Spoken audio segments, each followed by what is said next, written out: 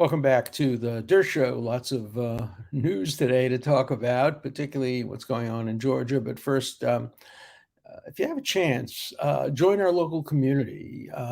That you get 2 minutes every day of something that's on my mind, usually something fairly controversial.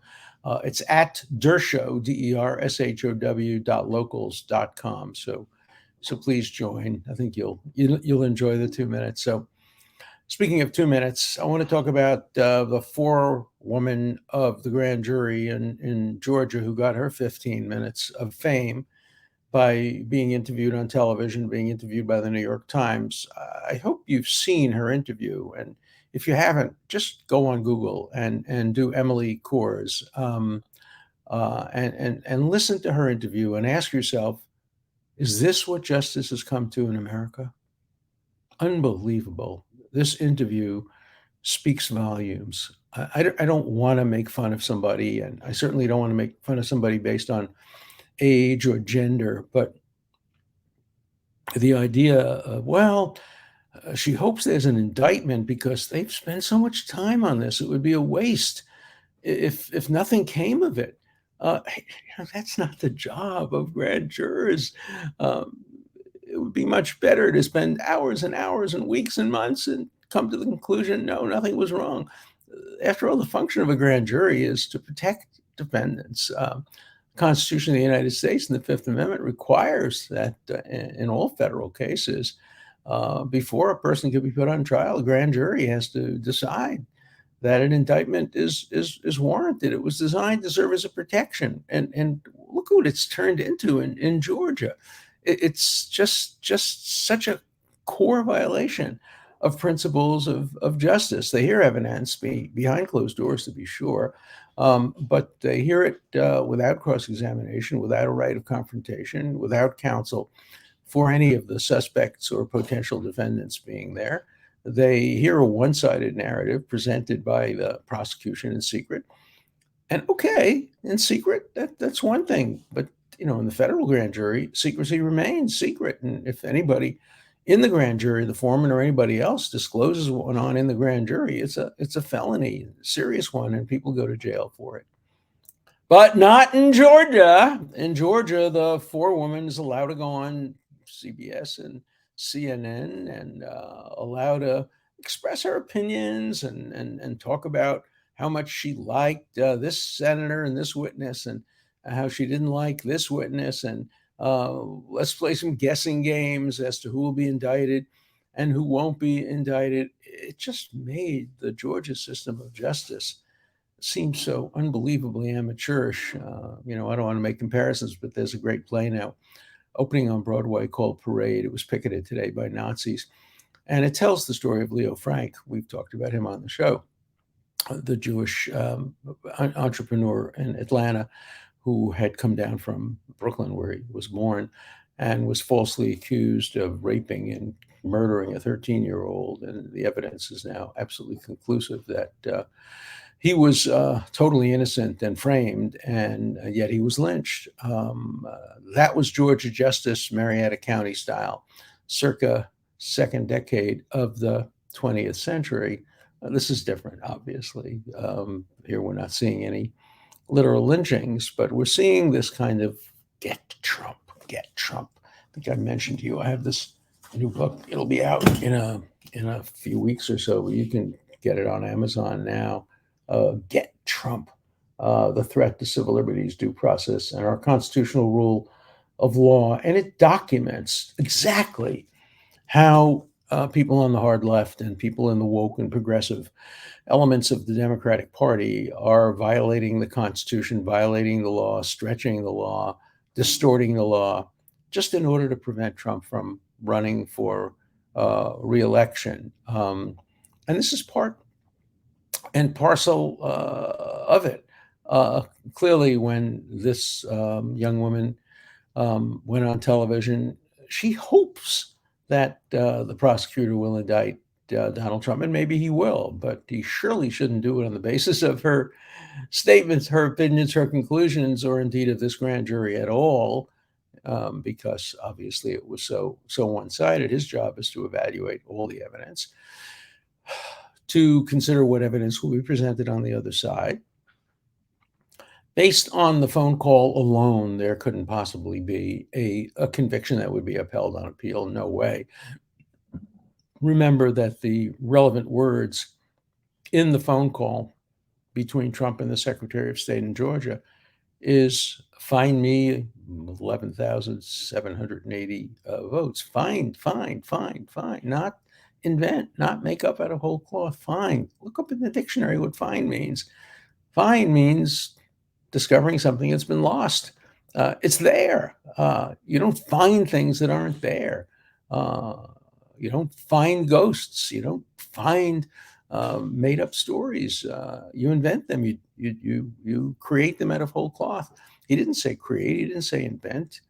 He said find, which means discover. And what he was basically saying, at least that's the most logical interpretation of what he was basically saying, is there may very well be uncounted votes. And if there are uncounted votes and they favor me, please go and find them and count them. No, he didn't say also see if there are any uncounted votes against me, but he's an advocate. That's not a crime. That may have been the right thing to do, to say, look at all the votes. That's what we tried to do in Bush versus Gore when I was one of the lawyers looking for, in that case, only 600 votes that would have made Al Gore the president of the United States. In Florida, the Supreme Court stopped us from looking for those votes, which I think we could have found. But you don't indict somebody based on ambiguities. There's a concept in criminal law. It's a concept grows out of the Latin term lenity, Lenity, just means leniency. But what it means is if there are ambiguous facts or ambiguous law, you always rule in favor of the defendant. And that's part and parcel of better 10 guilty go free than one innocent be wrongly confined, and part and parcel of the requirement of proof beyond a reasonable doubt. In criminal cases, even if the defendant is probably guilty, he should walk. Probably is not enough. It has to be beyond a reasonable doubt. And you can't say that about that telephone call. Look, you as a voter, me as a voter, we can interpret it in any way we want. We can say, well, as far as I'm concerned, the president may very well have meant discover, or he may have meant invent. I'm not going to vote for him. That's fine. You're entitled to your own opinion about historical facts, but jurors and judges are not. They're not allowed to speculate about what the meaning of the word find is, and certainly they're not allowed to speculate as to what Donald Trump intended by using that word and how it was interpreted by the Secretary of State. Look it up in the dictionary. The plain meaning of find is an innocent meaning in this case. Now, I just read half an hour ago that the same Emily Kors did say, apparently, or somebody said from the grand jury, that they heard more than one phone call between Donald Trump and the Secretary of State. It's conceivable. There could be other phone calls in which he says things that are more incriminating. I haven't heard that. I haven't seen it. I haven't had any evidence of it. And so we just can't assume, what the first three letters of assume are, and don't become one of those. Law is not based on assumptions. It's not based on speculation. It's not based on what might be or what's possible. It's not even based on what's probable. It's based on what's as close to certain as the law permits anything to be, proof beyond a reasonable doubt. And there's just no case of proof beyond a reasonable doubt based on, and I'm talking only about based on that phone call. There may be other evidence, and I never want to presuppose or jump to conclusions or rush to judgment. There may be evidence that's incriminating against anybody. Remember, President Trump is not the only potential target, potential subject of the grand jury proceeding. Obviously, they had, 70 witnesses, and lots of people were talked about. And we'll have to wait and see what happens. But there's something very, very wrong with the Georgia system. this idea of a grand jury four-person giving a press conference, it reminds me of James Comey, except it's worse. James Comey at least was, the head of the FBI, and he took it upon himself to be essentially the Attorney General of the United States. The Attorney General had been recused in the Clinton case because she had met with Bill Clinton on the tarmac of an airport, denied that they had ever discussed Hillary Clinton's case, but the appearance of justice required her to recuse herself. And so, for some bizarre reason, the head of the FBI, who's not even in the line of replacing the Attorney General, they'd be the Deputy Attorney General, the Assistant Attorney General. The FBI is, just an investigative branch of the Justice Department. He got in front of television and made a fool of himself, a fool of democracy, and may have influenced the outcome of the election by opening up his big mouth. A friend of mine has a big fish hanging up on his office wall saying, if I had only kept my mouth shut, I'd still be swimming. And if Comey had only kept his mouth shut, he'd still probably be held in high regard for his very good career that preceded his incredible faux pas on the eve of the 2016 election. I have no idea whether Emily Corr would still be swimming or not, but she had no business being interviewed by television networks and having her 15 minutes of fame. And I have to tell you, the New York Times had no business reporting it without context.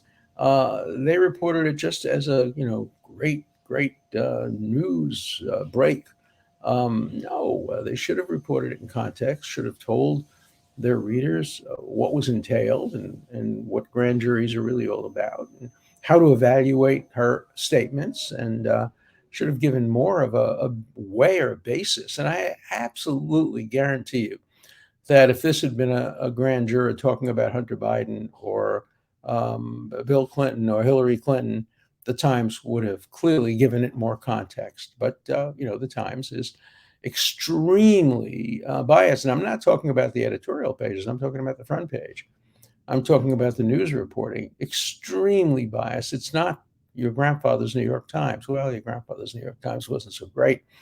It essentially buried the story of the Holocaust. It glorified the Soviet Union. The New York Times is a newspaper with a way, way, way exaggerated reputation. It does some very good things, but it does some very, very, very bad things, and it fails to do some other things. It is not the newspaper of record. It's the Gray Lady, and the Gray Lady is occasionally boring and gray, as its title says, but it certainly isn't all the news that's fit to print. It's all the news that fits the narrative of the New York Times, and they print it and they turn it and they twist it in ways that serve their narrative. And the New York Times, what it says and what it doesn't say are equally important, and what it doesn't say and what it doesn't report on, and the context it doesn't provide is really, really quite important. So, we're seeing a continuation of this Get Trump process. And, again, this book, everybody's going to hate this book. I want to give you a warning. Everybody is going to hate this book because if you're pro-Trump, you're going to hate it, because I say right there, I'm not voting for Trump. I didn't vote for him twice. I think he did some bad things. I think what happened on January 6th was terrible. I don't think the election was stolen. I think it was fair and square. So if you're pro-Trump, you're not going to like it. If you're anti-Trump, you're certainly not going to like it, because obviously I go after the anti-Trump people with a vengeance for their denial of civil liberties. But, as I wrote in a previous book, the price of principle is worth the cost. And because I think of myself as a principled writer, I don't take sides. And I'm not looking to be liked by the pro-Trump audience or liked by the anti-Trump audience. I would never succeed at that, because that's just not who I am. But if they both equally hate me, I must be doing something right. And so I'm going to continue to write in this vein. I'm going to continue to be one of the very few people in the public life who is completely and totally nonpartisan, completely and totally neutral, who passes the shoe on the other test, and who calls it the way I see it. And it doesn't matter to me one whit whether it helps the Democrats or hurts the Democrats, whether it helps the Republicans or helps the Republicans. I am not loyal to any political party. I am loyal to the United States of America.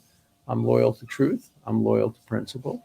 And I hope those of you who watch my show, you can like me, dislike me, whatever, but if there's one message I want to send to you is to be loyal to principle, to look at things from a neutral, principled, nonpartisan perspective, not weaponizing the criminal justice system the way it's being done in Georgia today and all over the country and in many other parts of the world as well today.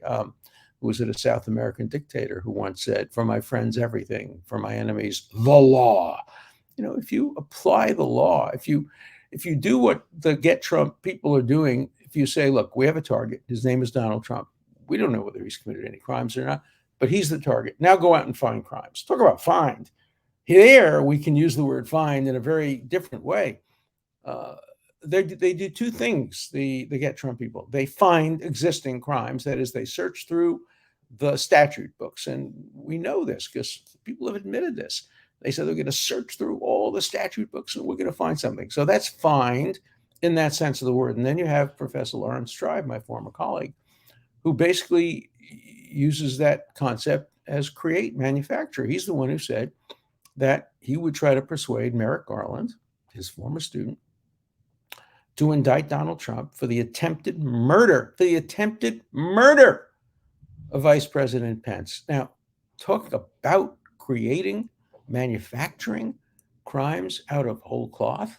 It's just outrageous. I mean, again, I don't want to make comparisons to very bad situations, but when you hear that, you have to think of Lavrenti Beria.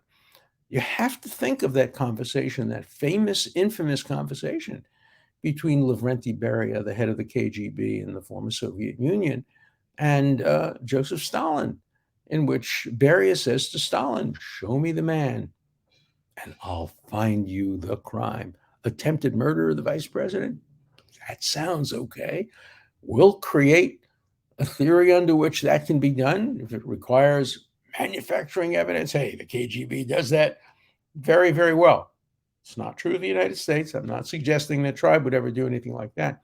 But he manufactured a crime. I've been teaching criminal law 60 years.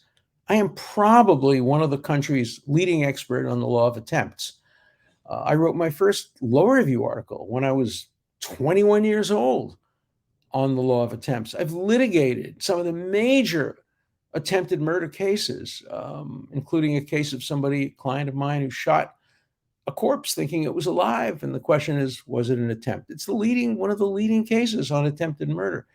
And let me tell you, there isn't even a plausible basis for indicting President Trump for the attempted murder of Vice President Pence. It doesn't pass the giggle test. And yet it's a perfect example, the perfect example of how far people will go to get Trump. In fact, I use it in my book as the primary example of making up crimes. And it's so dangerous to civil liberties, so dangerous to human rights, so dangerous to the rule of law for prosecutors or politicians to say, "There's the man, now find the crime. And if you can't find the crime, make up a crime. Let's do it. We did it to Al Capone. We did it to other people who are in the mafia. But now we're going to try to apply it to a man running for president of the United States." That's banana republic stuff. That's not what we want the United States to be like. Give me an opportunity to vote against Donald Trump for the third time, and I will take that opportunity, depending on who he runs against, of course. If he runs against Sanders, I have to think very hard about that choice. I know I could never vote for Sanders. I can tell you that right now. No matter what, I could not vote for Sanders. I couldn't hold my nose.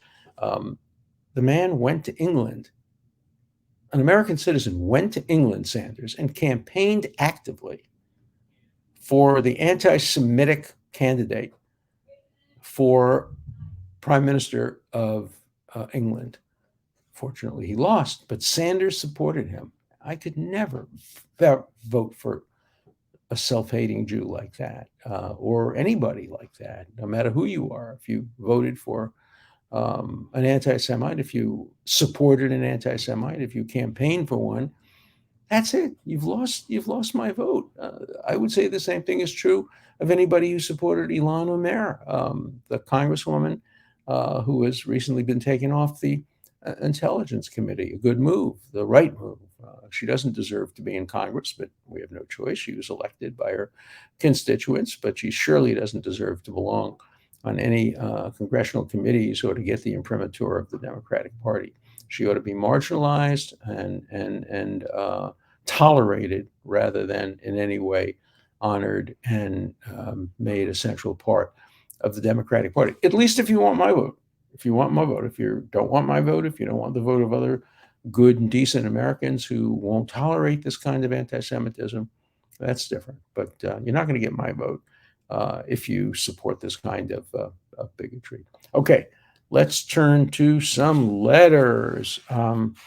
It's becoming clear that Dershowitz, while good on the issue of free speech, is for the deep state and the military industrial complex. I don't even know what the deep state is. I have no idea what we're talking about. The military industrial complex.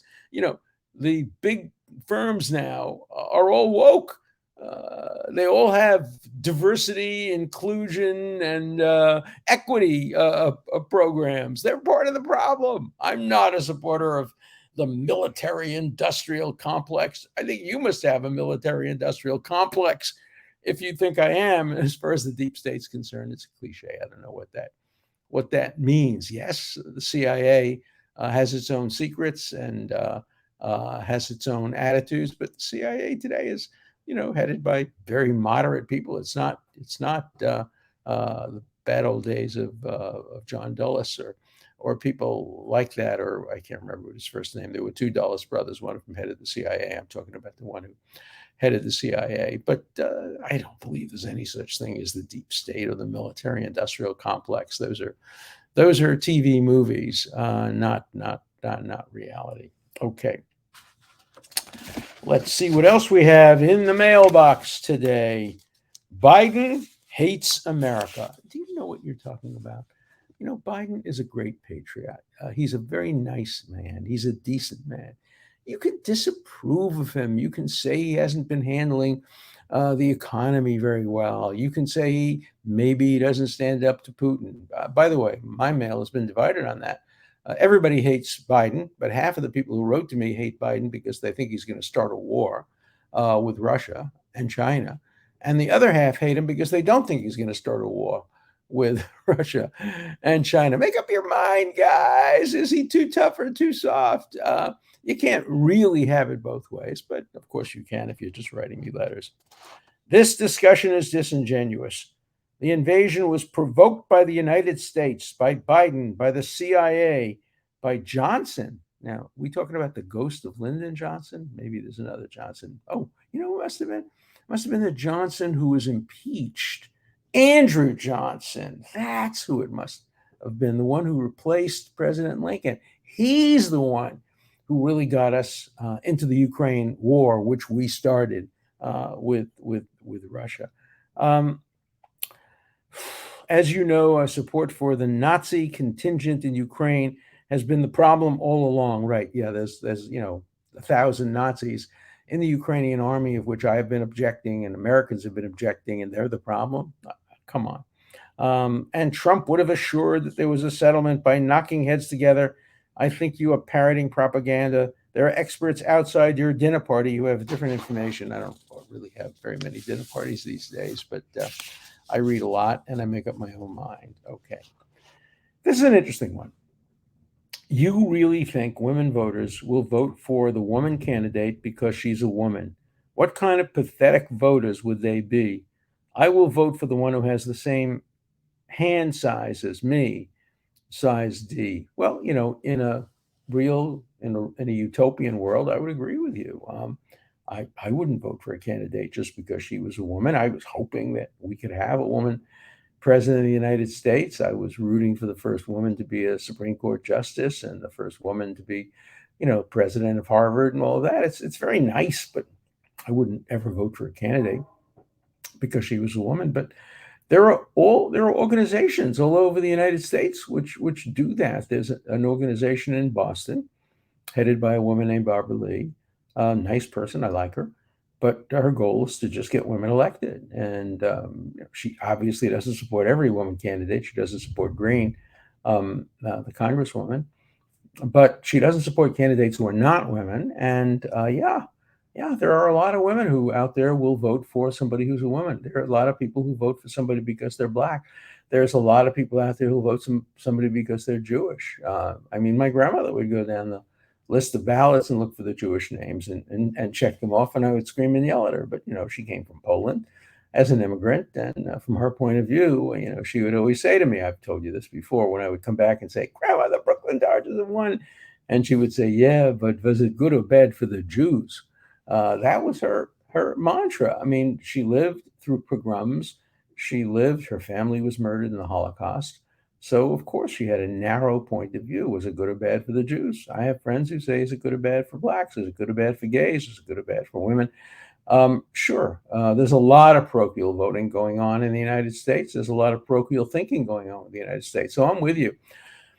I don't think people should vote based on gender or sex or identity politics in general. I've written a whole book on that subject, The Case for Colorblind Equality in the Age of Identity Politics. And identity politics goes beyond race. I think I told you that the Bible has two commands for judges. One, don't take bribes. That's obvious. But the Bible puts don't take bribes second to the first one, which is lo takir panim, do not recognize faces. Wear that mask, wear that blindfold.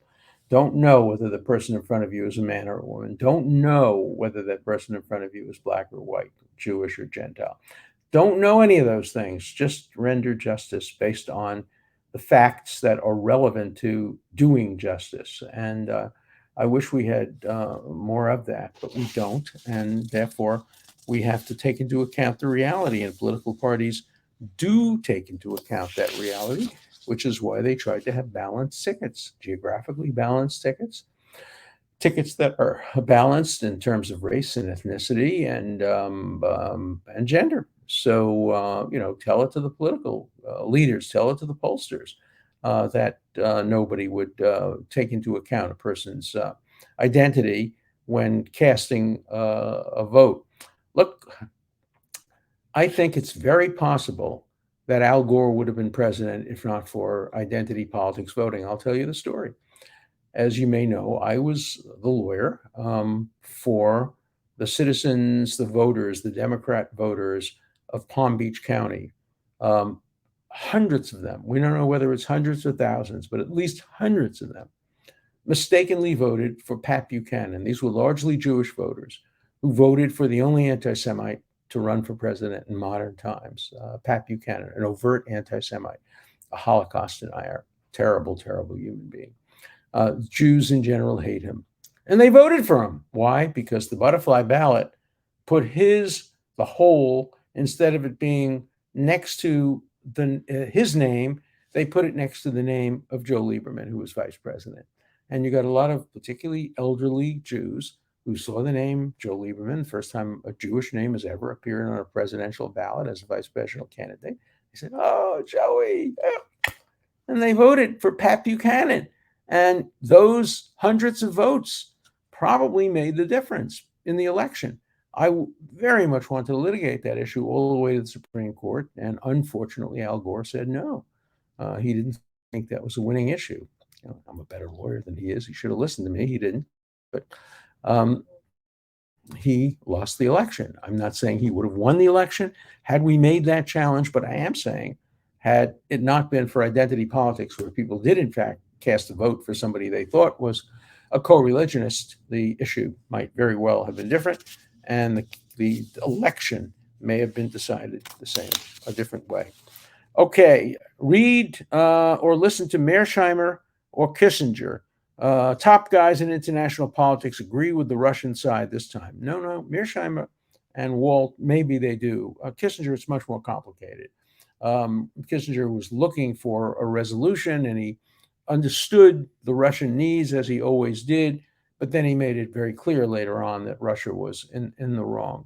So don't put Kissinger in the same bag as Mearsheimer and Walt, who call themselves the so-called realists. I call them the amoral or immoral people who think they're realists, but turn out they're not as realistic as they think.